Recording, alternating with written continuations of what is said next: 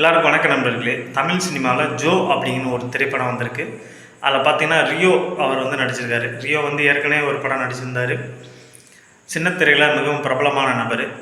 இந்த படம் பார்த்திங்கன்னா ஜோ அப்படிங்கிற படம் வந்து இந்த இளைஞர்களை குறிவச்சு டார்கெட் பண்ணி எடுக்கப்பட்ட படம். காதலை மையமாக கொண்டு இந்த படம் வந்து முழுக்க முழுக்க இளைஞர்களை மையப்படுத்தி எடுக்கப்பட்ட அந்த திரைப்படம் வந்து அந்த காதலை அடிப்படையாக கொண்டு வருகிற படம். இது மாதிரி படங்களே வரலையா அப்படின்னு பார்த்தீங்கன்னா தமிழ் சினிமாவில் இதே மாதிரி படங்கள் நிறையா வந்திருக்கு.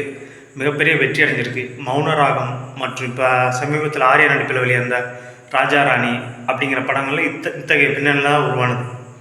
இதற்கெல்லாம் மூலதனம் அப்படின்னு பார்த்தீங்கன்னா நெஞ்சத்தை கில்லாதே அப்படிங்கிற ஒரு திரைப்படம் இருக்குது.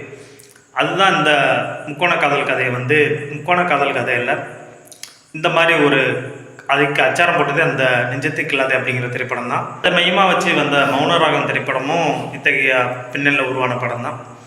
நம்ம வந்து ஈஸியாக சொல்லிட்டு போயிடும், இது ஏற்கனவே அந்த படம் மாதிரி இருக்குது, இந்த படம் மாதிரி இருக்குது அப்படின்னு. இருந்தாலுமே நம்ம வந்து எந்த ஒரு கதையை எடுத்துக்கிட்டாலுமே அதை கையாளுற விதம் அப்படின்னு இருக்குது. இதை வந்து இப்போ ரொம்ப மிகவும் பிரபலம் இல்லாத நடிகர்களும் சைட் ஆர்டிஸ்டையும் வச்சு ஒரு அருமையான நேர்த்தியான படைப்பை கொடுத்துருக்காங்க இந்த ஜோ அப்படிங்கிற திரைப்படம் வந்து.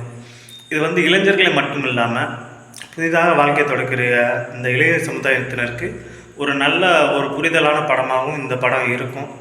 இது போன்ற நல்ல உணர்வுகளை பேசக்கூடிய திரைப்படங்கள் வந்து தமிழ் சினிமாவில் மென்மேலும் வரணும்.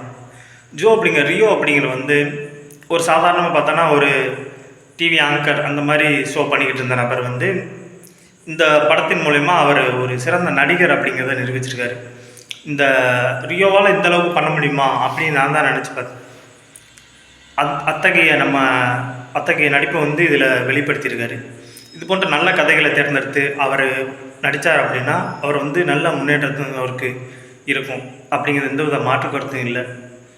அவருக்கு வாழ்த்துக்கிறோம். மற்றும் இந்த படத்தில் வர்ற எல்லாருமே மிகவும் பிரபலமில்லாத நபர்களாக இருந்தாலுமே நல்ல பேசப்படுகிற மாதிரியான கதாபாத்திரங்கள் அவங்க நடிச்சிருக்காங்க.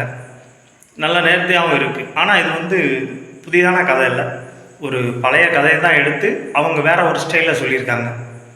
நல்ல திரைப்படங்களை வரவேற்போம். நன்றி.